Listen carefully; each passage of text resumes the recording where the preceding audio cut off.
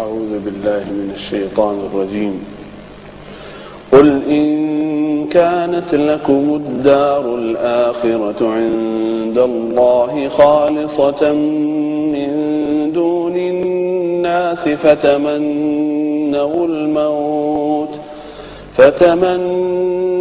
الموت إن كنتم صادقين ولن يتمنوه أبدا بما قدمت أيديهم والله عليم بالظالمين ولتجدنهم أحرص الناس على حياة ومن الذين أشركوا يود أحدهم لو يعمر 1000 سنة وما هو بمزحزحه من العذاب أن يعمر والله بصير بما يعملون صدق الله العظيم.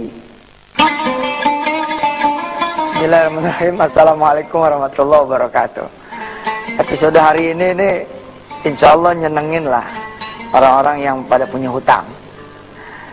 Insyaallah kita akan bicara tentang cara gampang bayar hutang. Alhamdulillah kita habis dengar suara Syekh Muhammad dan mudah-mudahan anak-anak saudara semua yang dititipkan ke pesantren Darul Quran bisa mendapatkan barokah dari kehadiran Syekh Muhammad di pesantren Darul Quran. Setiap hari menjadi makmum dari Syekh Muhammad di pesantren Darul Quran. Insyaallah belajar juga dengan beliau, bukan cuma Al-Quran tapi juga bahasa. Dan hari ini hadiah buat saudara semua yang punya utang, mudah-mudahan utangnya lunas. Kita langsung belajar ya. Tapi saya mau bacain ayat dulu ya. Ada satu ayat nih saya mau bacain buat saudara semua. Surah Al-Maidah ayat 35. Ya. A'udzubillahi minasyaitonirrajim. Ya ayyuhalladzina amanu taqullaha wabtaghu ilaihil wasilah wajahidu fi sabilihi la'allakum tuflihun. Wahai orang-orang yang beriman, bertakwalah kamu pada Allah, wabtaghu ilaihil wasilah. Cari jalan menuju pada Allah Subhanahu wa taala, wajahidu fi sabilihi. Lalu kemudian pegang teguh. Kencengin, kuatin jalan yang serius, jalan yang benar. La'allakum tuflihun. Sampai kalian semua kata Allah adalah orang-orang yang insyaallah berbahagia. Baik, kita langsung ya. Konsentrasi pertama orang-orang yang punya hutang itu jangan di solusi, jangan di sini, tapi apa sih pesan Allah sampai Anda semua itu jadi punya utang? Apa pesannya?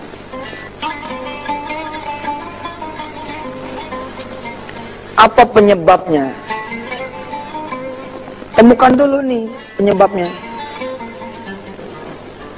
Kalau sudah ketemu pesannya apa, kemudian sebabnya gue udah ketemu, maka lakukanlah perubahan.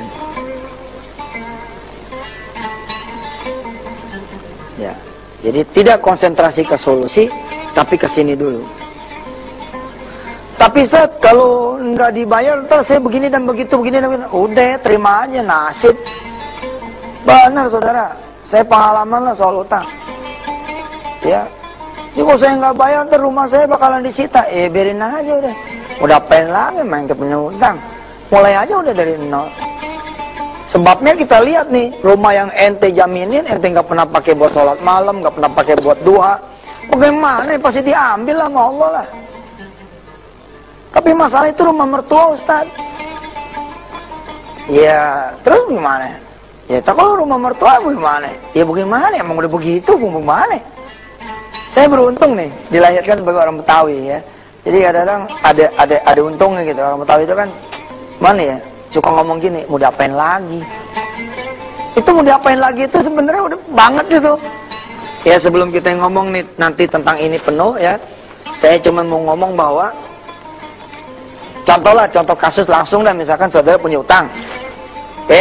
Rumah yang dijaminin ini rumah mertua. Kemudian tiba masanya mau disita. Buat para mertua gitu ya, atau buat orang tua, atau buat teman, atau buat sahabat yang katanya gara-gara dialah rumah ente hilang, ente kudu tahu. Enggak ada dia juga, kalau rumah ente pada mau hilang, mah hilang aja.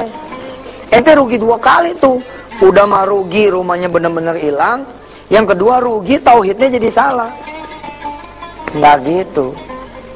Sebab Allah rumah ente jadi hilang atau enggak hilang.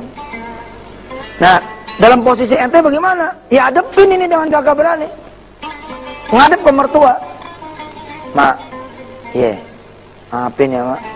Ini rumah saya jaminin, atau kemudian saya nggak bisa bayar. Terus gimana?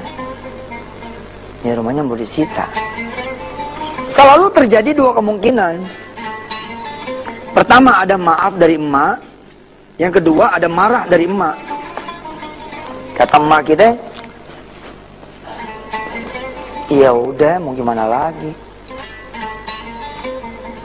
Udah waktunya kalian mau rumah ini diambil Allah. Kamu mah cuma jalan doang. Nah, bagus tuh. Bagus buat siapa? Bagus buat orang yang bakalan kehilangan rumahnya. Karena Allah akan langsung ganti dengan keikhlasan dia. Dan juga bagus buat yang ngejaminin sampai hilang. Oh bagus, ya udah.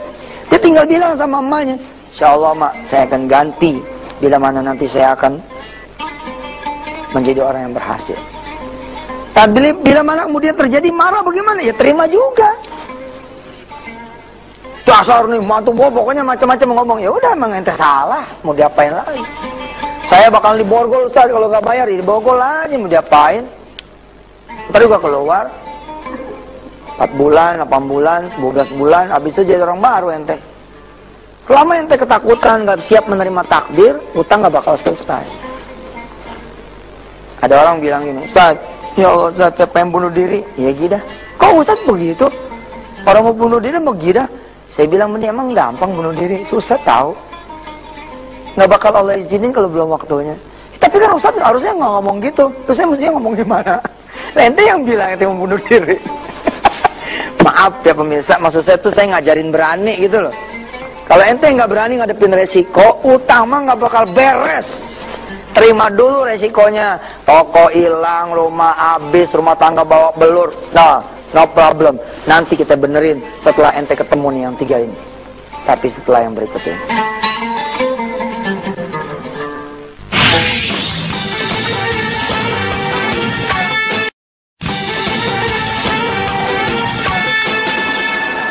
Aduh, gimana ini, Bi?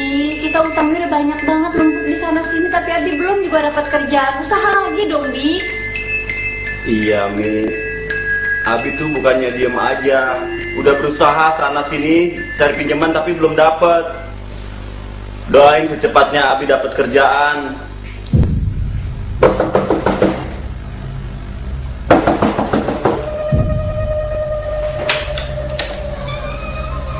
Siang Pak, siang. Masuk Pak.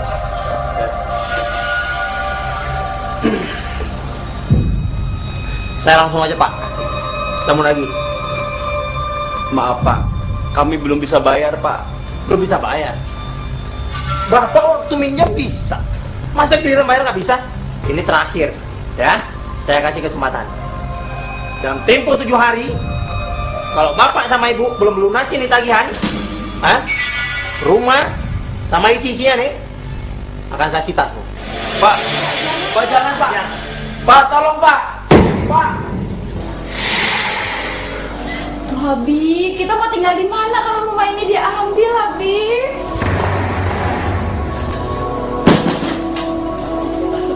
Saya kesini mau nagih utang. Gimana? Beres hari ini? Gini Mas, kami mohon maaf karena kami belum ada dana, tapi besok atau lusa pasti kami lunasi Mas. Itu cuma alasan kalian berdua. Tarsuk. Pokoknya saya kasih tempo 3 hari. Kalau 3 hari nggak ada pelunasan, rumah beserta isinya ini akan disita bos saya. Hah? Aduh Abi, kita mau tinggal di mana kalau rumah ini diambil? Mau sampai kapan kayak gini Abi? Kalau Abi kayak gini terus mendingan Abi pulang aja ke rumah ibu. Kalau Abi udah dapat kerjaan lagi baru Abi jemput Umi ya. Umi.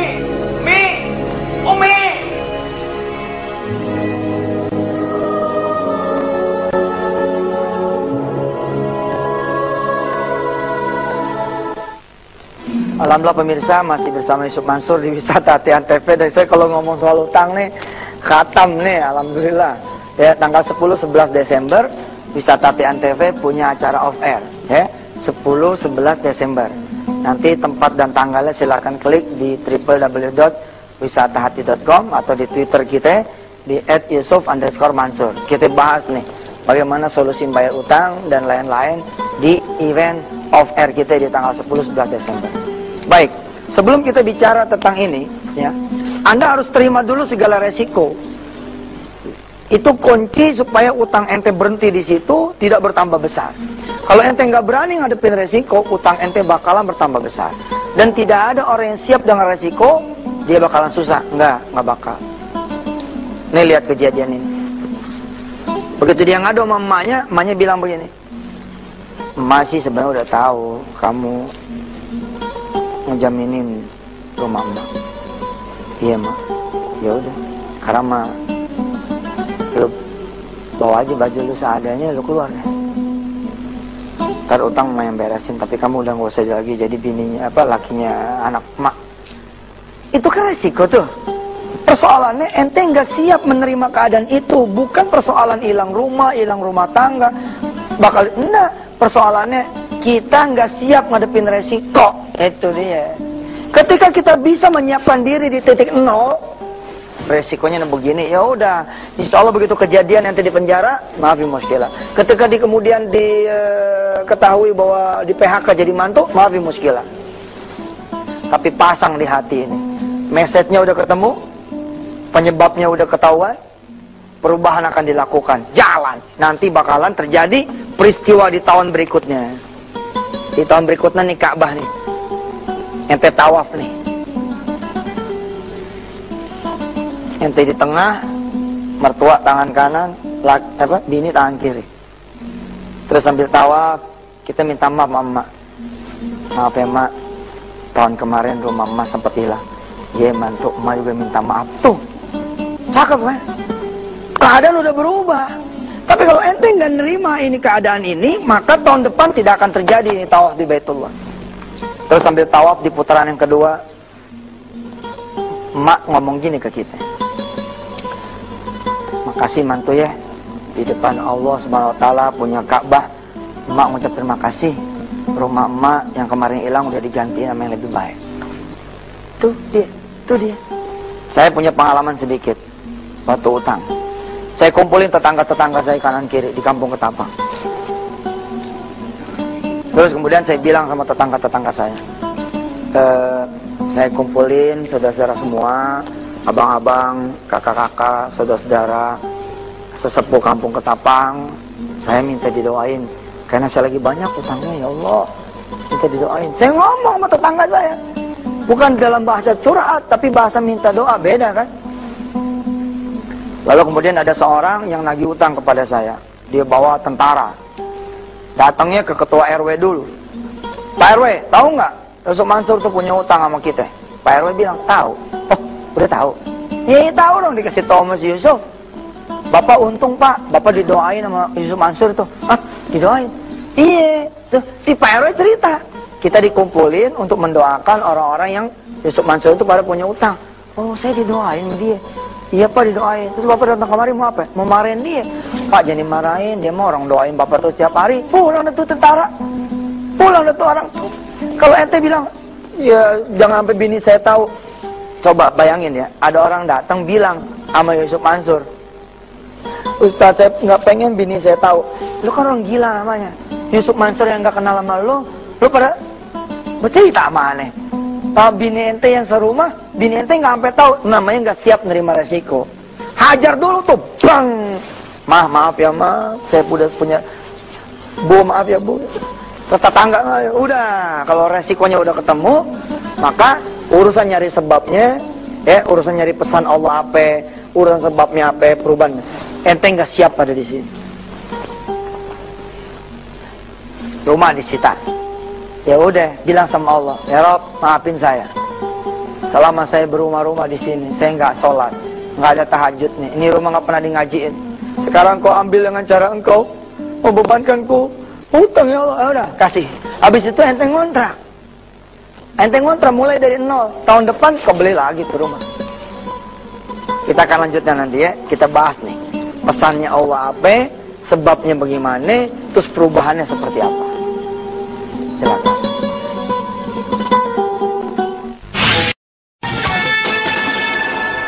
Pemirsa yang dirahmati Allah, ya semua ada sebab dan akibat.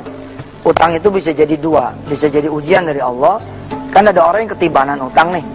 Dia nggak berbuat tapi orang lain berbuat, lalu dia ketibanan. Bisa jadi itu ujian.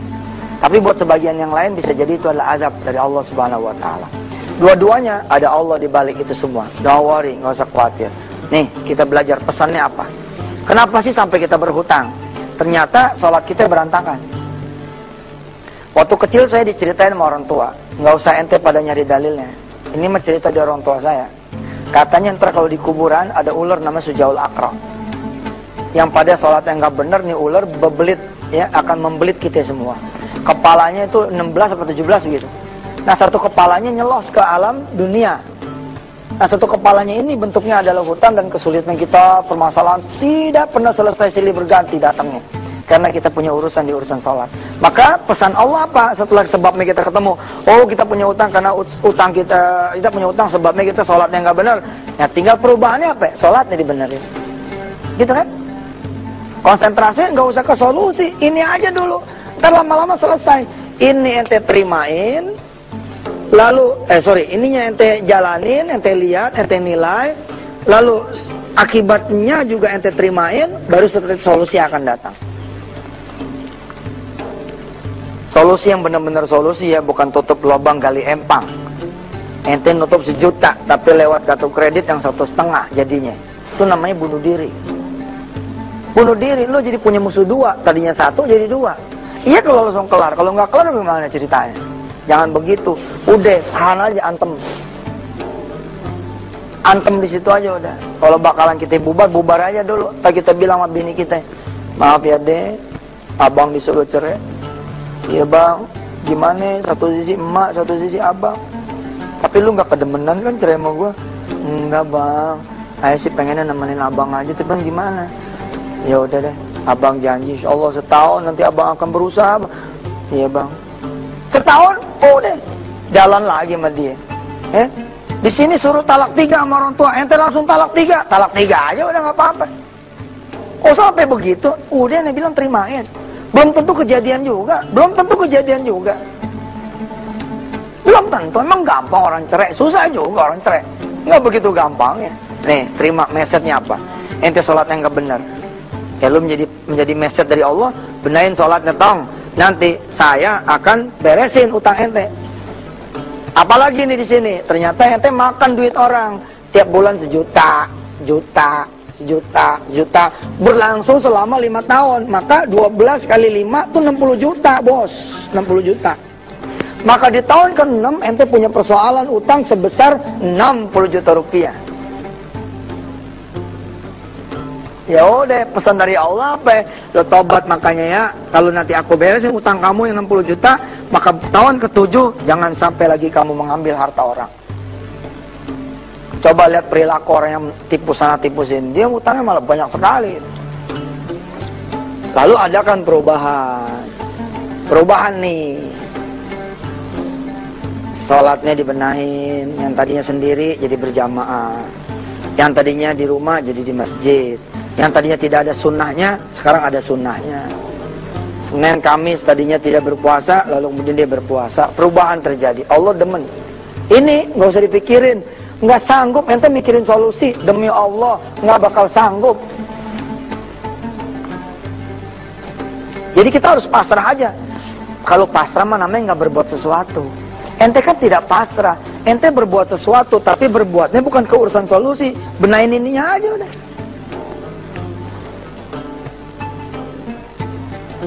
Saya pengen ngasih ente pada doa untuk urusan utang, tapi nggak sekarang nih. Nanti minggu depannya aja di hari Rabu kita membahas doa anti utang. Ingetin saya ya, lewat Twitter @yusuf_mansur. Ustaz Yusuf katanya mau ada doa supaya utang itu selesai. Doanya apa, bagaimana, kapan bacanya, kita nanti tengok hari Minggu yang akan datang. Saya tutup dulu kajian kita pada hari ini ya. bahwa satu, Anda harus tahu pesan Allah apa, ya, sebabnya bagaimana, dari apa ente jadi pada punya utang, lalu lakukan perubahan.